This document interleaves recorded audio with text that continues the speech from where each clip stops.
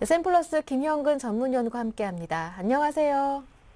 네, 안녕하세요. 네, 코스피가 1950선까지 밀렸습니다. 투신의 매물이 확대되고 있고 내일 옵션 만기를 앞두고 있는데요. 프로그램 매물도 1,000억 원 넘게 출회되고 있습니다. 현재 시장 흐름 어떻게 보시나요?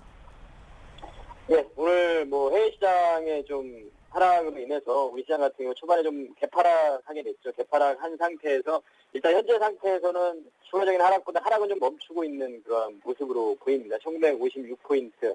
말씀드린 이제 1950포인트 정도 하단 밴드까지는 온 상태인데요. 지금 현재 수급적인 부분을 보자면 역시 이제 기관 투신의 매도세가 좀 거세지면서 현재 지금 2천억 가까운 매도세를 보여주고 있고 외국인들 같은 경우도 1,000억 가까이 매도를 좀 보여주고 있습니다. 그리고 프로그램 쪽에서도 1,000억이 넘는 그런 매도가 나오고 있고 그 부분은 이제 외국인들의 선물 쪽에서의 매도가 오늘 좀 상당히 좀 많은데요. 한 6,500계약 정도 상당히 많은 그 선물 쪽의 매도를 좀 보여주고 있습니다.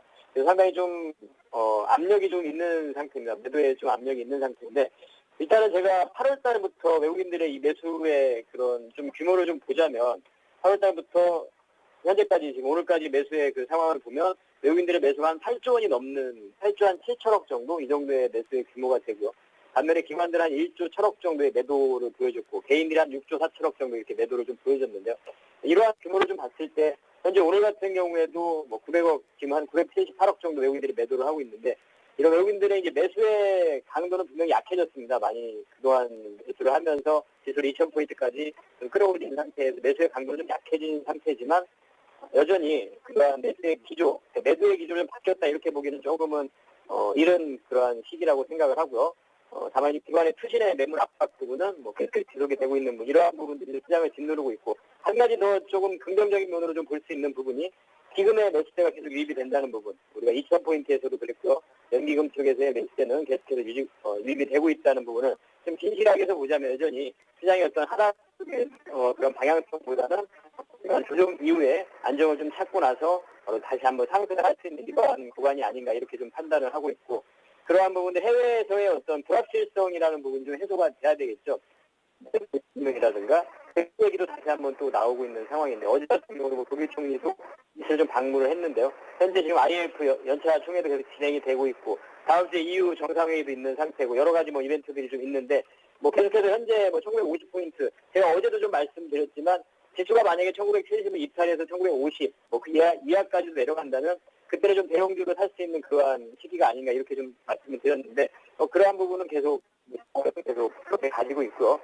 그 주가의 흐름, 종목의 흐름 하루하루의 어떤 변화 속에서 장기적인 그런 시각이라도 이 부분은 쉽게 변하는 부분은 아니라고 생각합니다. 그래서 말씀드리는 그러한 시각에 대한 부분은 그대로 좀 유지를 하고 싶고요. 일단은 50포인트까지 왔기 때문에 약간의 심리적인 어떤 압박이라든가 스트레스 이런 부분은 좀 받게 되겠지만 여전히 앞으로 긴 시각에서의 시장의 부분은 여전히 유지하다고 좀 말씀을 드리고 싶고 코스닥 쪽 같은 경우도 일단은 고점에 온 상태죠. 그래서 약간의 조정을 받을 수 있는 구간이긴 합니다만 여전히 그 추세상에는 거의 큰 문제가 없는 상태고 다만 중소형주의 어떤 강한 장세가 나타났기 때문에 그런 종목별로 분명히 차익 실현 매물은 어느 정도 진행이 되고 있는 상황이고 그런 상황이기 때문에 고가를 형성하고 있는 너무 강한 종목들의 또 종목을 잘 선별해서 접근할 필요가 있겠고요. 잘못하면 그 고점에서 또 물리는 그러한 또 케이스가 될 수 있기 때문에 코스닥의 월봉 차트를 보면 거의 한 3년간의 박스의 상단부에 온 상태입니다. 그래서 이러한 부분이 약간의 조정 이후에 돌파가 되느냐 아니면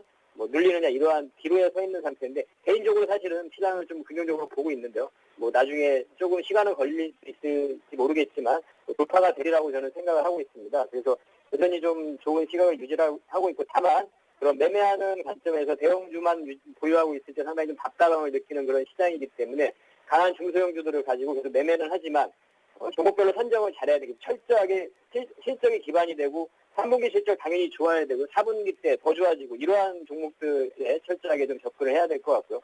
실적이 좀 좋지 못한 쪽은 당연히 배제를 한 상태에서 그런 트레이딩을 하면서 트레이딩 쪽 고가의 온 상태 종목을 고가를 치고 있는 종목들을 접근할 때는 신규로 접근할 때는 트레이딩 관점에서 꼭 접근을 하셔야 될 것 같고요. 그리고 보유자들 같은 경우는 최대한 그런 수익의 극대화 차원 혹은 어느 정도 적정 수익률, 매수한 기간 대비한 그런 수익률을 고려를 해봤을 때 수익률이 꽤 괜찮은 수익률이 났을 때 어느 정도는 일부 비중을 좀 물량을 좀 줄여나가면서 비중 축소를 해나가면서 수익 실현하는 이러한 구간이라고 이렇게 시장을 좀 정리를 해드리도록 하겠습니다.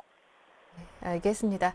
네, 오늘의 하락은 추세를 걱정할 정도는 아니다. 그동안 대형주 30%, 중소형주 40% 비중을 강조해 주셨는데 오늘 지수가 1950까지 내려왔기 때문에 오늘이 대형주를 담을 수 있는 기회도 될 수 있다라는 말씀까지 들어봤습니다.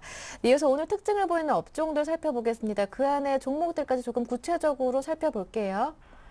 예, 오늘 특징 업종을 좀 보자면 일단 눈에 띄는 쪽이 뭐 농업 관련 종목들, 이런 종목들이 좀 눈에 띄고 있고요.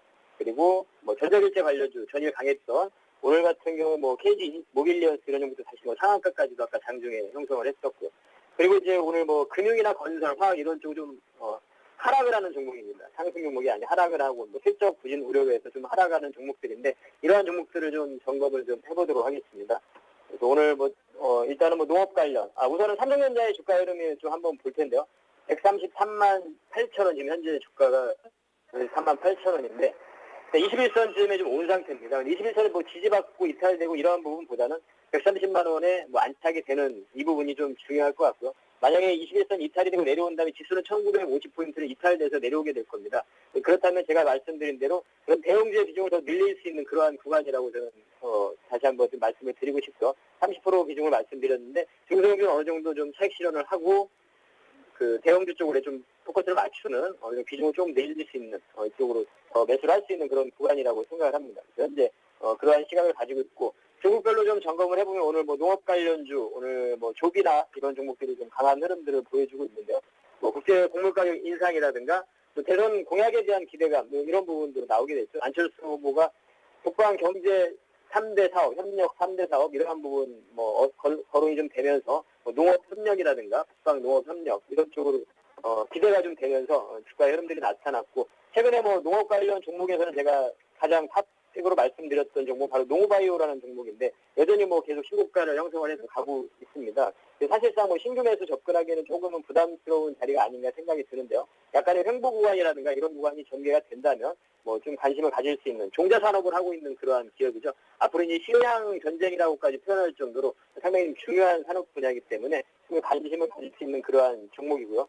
오늘 뭐 전자결제 뭐 다날이라든가 한국사이버결제, 일전에 말씀드린 한국사이버결제라든가 전부 다 강한 흐름들이 나타나고 있는데요.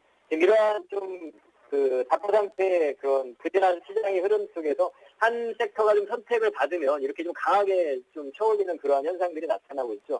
그러한 또 의미에서 또 전자결제 관련 이 종목들이 성장성을 갖추고 있는 이러한 종목들, 또 정책적인 그러한 뒷받침이 되는 이러한 종목들이 이렇게 한번 선택을 받게 되면 강하게 치고 올리는 그러한 모습들이 나타나고 있습니다. 항상 우리가 좀 염두에 둘 부분은 사실 시장도 그렇고 종목도 그렇고 우리가 예상하는 것보다는 더 상승을 하게 되고요. 우리가 또 예상하는 것보다는 더 하락을 하게 되는 그러한 모습들이 나타나죠. 주가의 어떤 속성적인 부분인데요. 그 부분은 항상 그렇습니다. 그래서 우리가 최바닥에서 사서 최고점에서 매도하고 이러기는 불가능하다고 보고요. 그러한 일정 부분의 수익을 취하는 그러한 매매를 하는 건데요.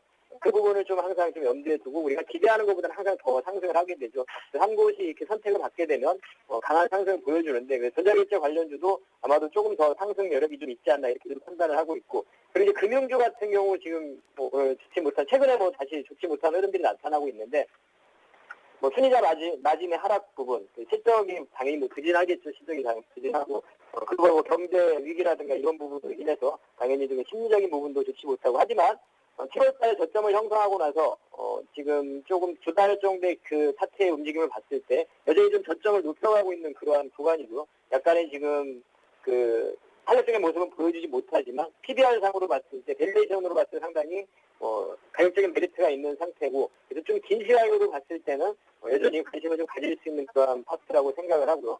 단기적인 시각으로 봤을 땐 당연히 좀 접근하기 좀 어려운 쪽이라고 생각을 합니다. 그리고 건설주 같은 경우도 말씀드리는 그 섹터 중에 한 곳인데요. 마찬가지 오늘 좀 하락을 하고 있습니다. 전일 어제는 또 우리가 기술적인 반등의 의미로서의 건설주를 좀 살펴봤었는데 오늘 같은 경우 역시 실적에 대한 부진 우려로 좀 하락을 하고 있는데, 이 부분은 건설주 각 종목별로 해외 수주에 대한 부분을 좀 확인할 필요가 있는데 현대건설이나 대우건설 이런 쪽은 해외 수주나 이런 대우건설은 좀 해외 수주는 부족합니다만 종목별로 이 수주 상황을 좀 살펴보면서 접근을 한다면 충분히 대우건설도 긴 시각에서 현대건설이나 대우건설 같은 경우 좀 긴 시각에서 접근이 가능한 이러한 종목들이라고 다시 한번 말씀드리고, 화학업종 같은 경우 최근에 또 실적에 대한 부진, 그리고 경기 부진 이런 부분들에서 지금 하락을 하고 있는데, 이 부분 또한 역시나 LG화학의 차트를 좀 지금 현재 보시면 아시겠지만 완만하게 지금 상승을 하고 있다는 거죠. 하락은 멈춘 상태에서, 그리고 뭐 중국에 대한 부분도 여전히 좀 그런 모멘텀, 경기 부양에 대한 전국 교체 이후에 부양에 대한 모멘텀이 조금은 긴 시각에서 좀 먼 시각입니다. 사실은 그러한 부분은 남아있기 때문에 장기적인 관점에서는 말씀드리는 건설이라든가 금융이라든가 이런 화학 쪽도 여전히 그런 접근이 좀 가능하다. 물론 이제 현재 시장을 참여하시는 매일매일 시장에 참여하시는 분들이 장기 투자 관점에서 접근하기 좀 어려운 부분이긴 합니다만, 그러한 긴 시각에서의 관점은 우리가 안 상태에서 매매를 해도 그 시각을 가지고 매매를 해야 된다고 생각하기 때문에 이러한 부분들을 계속 짚어드리고요. 역시 이제 계속 지속적인 관심을 가질 수 있는 섹터 같은 경우에는 IT 쪽이 가장 확실한 그러한 쪽이라고 생각을 하고, 오늘 삼성 SDI가 1.9% 정도 조정이 나오는 상황이지만, 이러한 종목들은 계속 좀 여전히 IT 쪽에서는 포트에 좀 편입을 해서 가지고 갈 수 있는 이러한 종목이라고 말씀드리고요. 그리고 LG 디스플레이도 좀 반등이 나오고 있죠. 이전에 말씀드린 대로 이 정도 한 2만 차트를 좀 한번 보겠습니다. LG 디스플레이 보면 하락을 하고 있는데, 보유자들은 당연히 더 계속 보유가 가능하고요. 장기 평선 이탈되기 전까지는 보유 전략이고, 신규 매수에서는 25,000원, 26,000원 사이의 가격대라면 충분히 좀 매수에 접근할 수도 있는 이러한 구간이기 때문에 이쪽 여전히 계속 관심을 가지시기 바라겠고, 여전히 모바일 컨텐츠라든가 엔터라든가 스마트폰 부품 관련 이런 쪽 계속 지속적인 관심이 필요하고요. 기아차 같은 경우도 실적을 좀 확인할 필요가 있는데, 이런 파업의 좀 여파가 아무래도 4분 때까지도 영향을 주지 않을까, 이러한 분석들로 인해서 약간 더 좋지 못한 모습이 나타나고 있는데요. 7만 원 선의 안착 과정 약간의 이탈될 수 있다고 보여집니다. 실적을 좀 확인하고 나서 접근을 하고, 보유자들은 저는 여전히 좀 어려운 구간이지만 보유를 좀 말씀을 드리고 싶습니다. 이런 종목과 시장에 대한 부분을 오늘 정리를 해드리도록 하겠습니다.